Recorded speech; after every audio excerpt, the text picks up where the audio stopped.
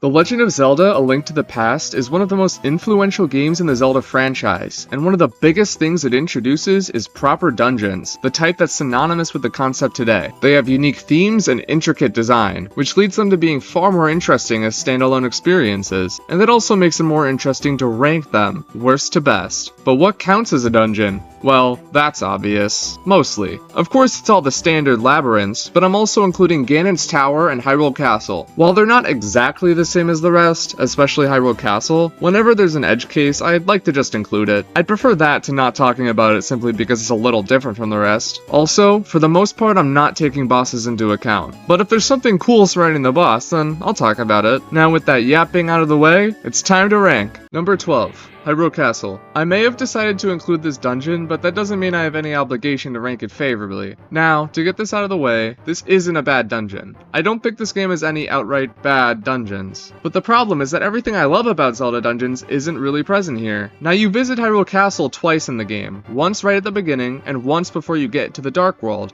In my opinion, the first visit is better. The first time you're here, you have to go down to the basement and save Zelda. I like the atmosphere down here, and even though there isn't really any puzzle solving, I'm fine with that, as this is the literal first thing you do in the game. You then lead her through a passage to the sanctuary. I like the idea here, and making use of the lamp is fun for early game. But yet again, this dungeon feels like more of a straight line than anything else. The epitome of that is the revisit, where it literally is a straight line. Sure, it's a climactic enemy gauntlet before you reach Agadim, but as a dungeon, it falls flat. And I think that's the thing here. Despite me including it, this isn't a proper dungeon. It's not supposed to be. What it aims to do, though, I'd say it succeeds at. You get introduced to the controls and gameplay, there's light puzzle solving to ease you into that aspect as well, and then later on you get a showcase of your growth right before the game flips everything on its head. So for that, while I have this at last place, I think it deserves a proper amount of respect. Number 11. Skull Woods. This dungeon is centered around one main gimmick, and ironically, that very gimmick is both its biggest strength and biggest issue. Unlike every other dungeon in the game, Desert Palace notwithstanding, you don't spend the entirety of this dungeon, well,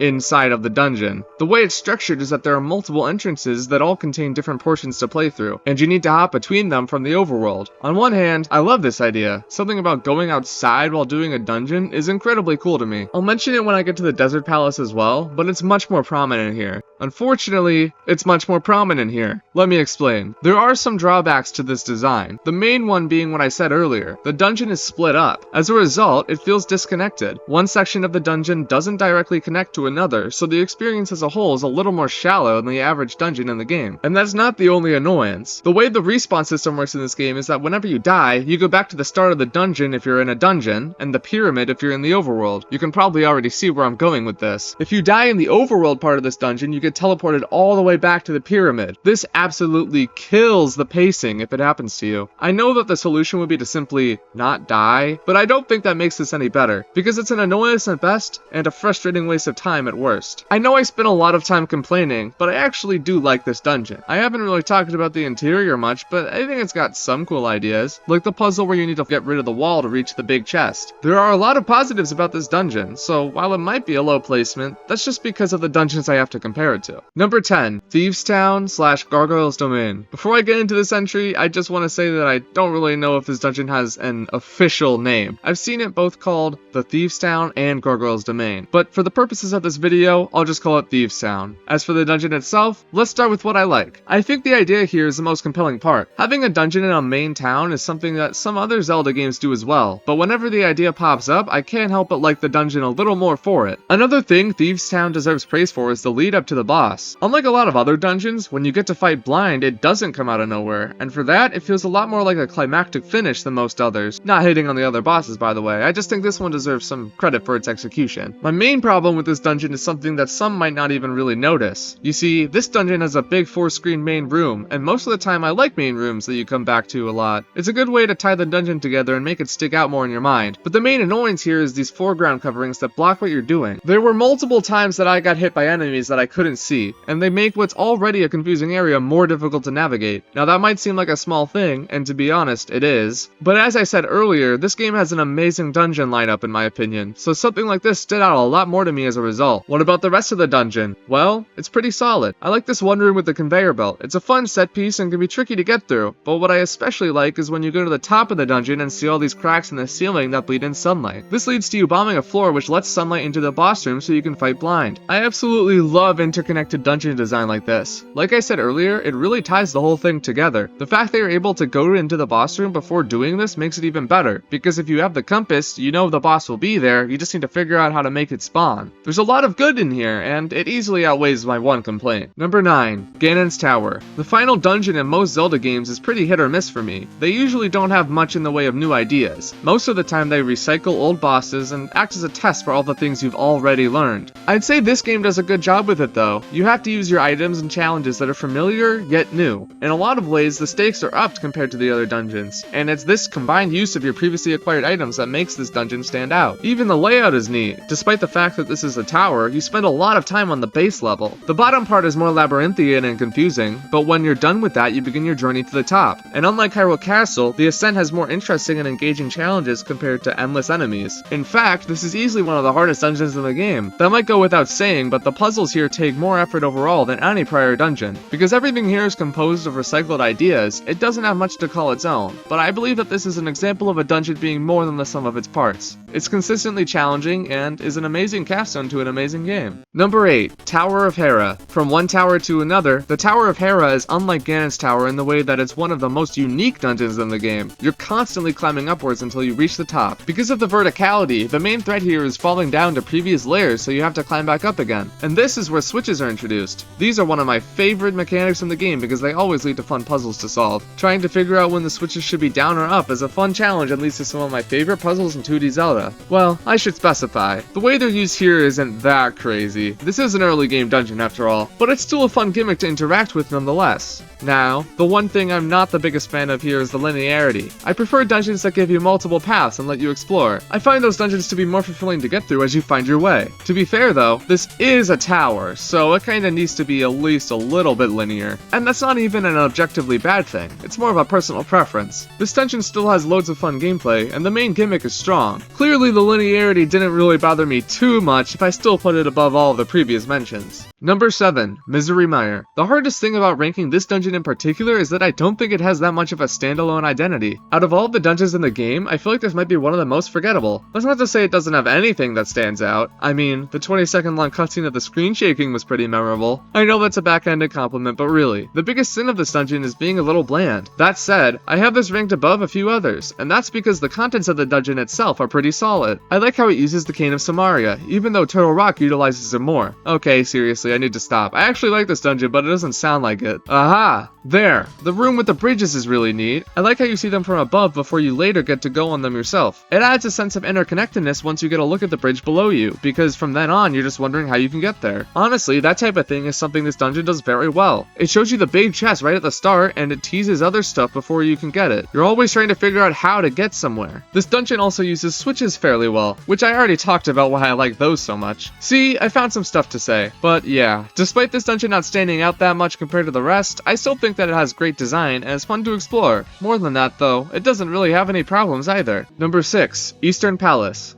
As far as first dungeons go, this is undeniably one of the best. The way it manages to be interesting while also remaining beginner friendly is something to appreciate. Obviously it isn't the most complex thing out there, but for what it's worth, this dungeon is perfect for a new player and still holds up for a returning one. The hallway room with the cannonballs flying down towards you is iconic and an amazing example of what I'm talking about when it comes to central rooms. Something like this is a fantastic set piece that you'll always remember when thinking about this dungeon. They even bring the cannonballs back for a later room and up the difficulty with them. The second time they're flying every which way and you need to dodge and weave between them. I know it may seem like I'm glazing this dungeon, and to be honest I kinda am, but I'm just trying to explain why despite the fact that this isn't a hard or even that long dungeon, it still holds a pivotal place in the game. Oh, one last thing, I haven't really pointed out aesthetics so far, but I enjoy how this dungeon looks a ton. The greens and blues just mesh together very well. Okay, maybe now I'm glazing a bit too hard, but I really do think this dungeon is good enough to place in the upper half. Number 5. Desert Palace. First things first, I'm partial to desert themes in general. Something about any type of desert ruin or temple is incredibly intriguing to me. And while the Desert Palace isn't the most complex thing ever, similarly to the Eastern Palace, I think it still manages to be great despite that. Starting off, you got many ways to go and you can basically do anything you want. The open approach makes this dungeon feel like you're actually exploring an ancient palace than if it was more linear, even down to avoiding traps while trying to get treasure. Not to mention the fact that, as I alluded to earlier, you can go outside for part of this dungeon. While Skull Woods integrates this much more into the actual progression, its use here is still very memorable since it's the first time it was done. On a micro level, this dungeon doesn't have too complex puzzles or that tricky of navigation, but on a macro level, the atmosphere and feel of this dungeon are some of the best in the game. If you're someone that doesn't value those things much, I'd understand why you'd put this lower. Most of the puzzles boil down to killing enemies and pushing buttons, but personally, I'd take this over any of the previous entries any day. Something like Misery Mire might have more engaging and thought-provoking design, but the Desert Palace is both far more memorable and more fun to play through. Number 4, Ice Palace. Now, I'm gonna be honest here. I don't know exactly what the consensus opinion on this dungeon is, but from what I do know, I don't think this one is viewed very favorably, with most of that coming down to the namesake of the dungeon, ice. Ice physics are an almost universally reviled mechanic. They make your character hard to control, and this can cause many annoyances, like sliding off into pits, careening directly into enemies, and simply struggling to make fine adjustments to your character. I understand these complaints, and to an extent I agree with them. All of these things do happen, and to some that can be an instant deal breaker when it comes to a dungeon. But hear me out. If you look past the occasionally frustrating physics, what we have here is an incredibly well-made dungeon. Firstly though, we can't just ignore ice physics entirely. They are a huge factor of the dungeon after all, and although I understand why you would hate them, I don't dislike it that much. Yes, they can cause you a lot of pain, that is true, but having ice physics here accomplishes two things. Number one is that it adds to the atmosphere. The Ice Palace feels like a very distinct location, and part of that is due to the physics. Not only does it look unique, but it plays unique. Number two is how it adds to the difficulty. Things that would normally be easy now become huge obstacles. The ice physics change how you approach the game and create new opportunities for unique scenarios. I understand that for some, none of that matters. If you think the ice physics aren't fun to play with, then no amount of anything is going to change that. And that's a completely valid opinion, but I don't find them that annoying. I see it as an obstacle to overcome, and you'll be finding a lot of obstacles in this dungeon because this place is packed. The Ice Palace consists of many floors, but unlike the Tower of Hera, it's more built around going between them rather than consistently going up. By now you probably already know that I like interconnected level design that forces you to explore the space you're given, and this dungeon does a great job of that. It's filled with a lot of backtracking and confusion. Okay, I understand why this would be a nightmare for some people actually, but I love this type of thing. It's very satisfying to have no idea where you're going at first and get completely lost, and then slowly figure out the layout to get to places that you weren't sure how to get to earlier. One puzzle in particular stood out to me. Early on, you see this room where there's a hole in the middle, but it's blocked by switch blocks. When you go upwards and down the stairs, you'll see that there's a button that needs to be held down by a block. Also down there is a switch that lets you change the blocks. Problem is, the left side is closed off by this and the blocks on the right don't reach the switch. So what you need to do is make a big circle around the entire dungeon to get to the other side and drop down. I love puzzles like this. It makes you feel like a genius for solving it even if it wasn't actually that hard. And putting it as the last thing you need to do before the boss makes it even better, because it puts your navigation skills to the test in this dungeon where you had to learn every passageway. Maybe I'm glazing too hard here, but this is genuinely one of my favorite 2D Zelda puzzles just because of how satisfying it is to figure out. So yeah, I love this dungeon. If you don't, that's totally fine, but at the very least, I'm sure we can agree that it looks pretty nice. Number 3, Swamp Palace. This is the token water dungeon of A Link to the Past, and it's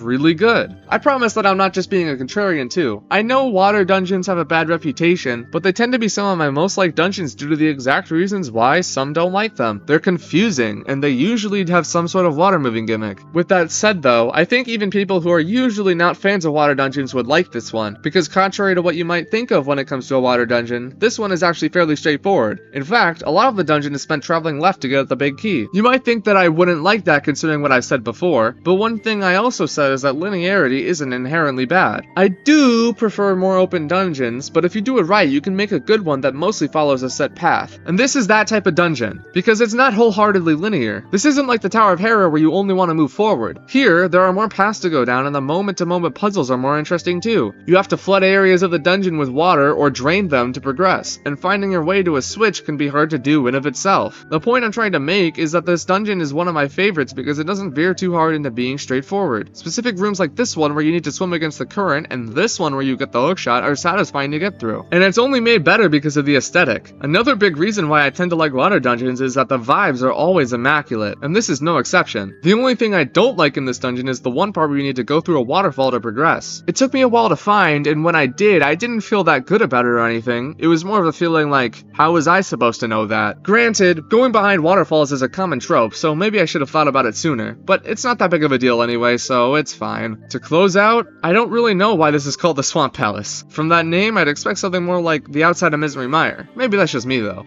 Number 2, Turtle Rock. Before I even start talking about this dungeon, I'm just gonna say that these pipes that you go through are one of my favorite things in the game. Sure, they probably don't functionally mean much, but they add a fun factor to this dungeon that makes me enjoy it even more than I would otherwise. As for the rest of it, I think it's perfect for our final dungeon before Ganon's Tower. I mentioned this earlier, but the utilization of the Cane of Samaria is better here than in Misery Mire where it's obtained. You can use it to create moving platforms that go along a track, and you can even move the platforms across certain intersections, so you have a lot more control than you'd think. This is a very fun gimmick, but not only that, it stands out a lot too. Being able to ride over these gaping holes makes this dungeon feel dangerous, and that's an amazing thing to accomplish because that's exactly what they were going for. These sections along with the aforementioned pipes are the main draws of the dungeon, but even when it comes down to individual rooms, there's a lot of variety. One moment you'll be trying to get past a spiky bar, and the next you're running past laser beams and blocking them with your mirror shield. Speaking of the eyeball guys, it took me an embarrassingly long time to realize how you're supposed to defeat them, but once I did, it was super rewarding to solve the quote-unquote puzzle. And to cap off the dungeon, you end with this huge switch room, which, you know, I like those. I'm not sure which Turtle Rock is better between this and the one from Link's Awakening, but I'll have to get back to you on that, because either way, this is one of the best dungeons in A Link to the Past. Number 1, Dark Palace. The Dark Palace is most likely the first dungeon you'll complete after you enter the Dark World, and it leaves a spectacular first impression. The most obvious thing is that the layout is somewhat similar to that of the Eastern Palace. Since this is the Dark World version of the same dungeon, it's nice to see a callback like this. And when you get to the dungeon itself, this ticks all the boxes to me. You have a main room to run through many times and orient yourself in. There's places you see but can't get to, so you're left to question how you go about that. There's a good atmosphere, what with this being the first Dark World dungeon and all. That's not even including the fact that we have some of the best enemies in the game. No, not you. These guys. Figuring out how to kill the red ones is like a mini puzzle in of itself. This dungeon also makes good use of switches, sometimes forcing you to take loops around to get to them from a certain angle. This dungeon does basically everything right, for what I value in a dungeon anyway. Even the dark rooms are fun because they add to the atmosphere and challenges in a similar way to the ice physics in the Ice Palace. Main difference being that most people probably don't dislike this as much. This dungeon doesn't leave anything to be desired, and I don't think it really has anything that I'd want to see changed. For that, this is my favorite dungeon in A Link to the Past. All in all, A Link to the Past is a classic Zelda game and holds the title of many people's favorite to this day for a reason. Yeah, sure, maybe compared to some of the later games, the dungeons here aren't as refined or tightly designed, but for what they are, and especially for the time they were released,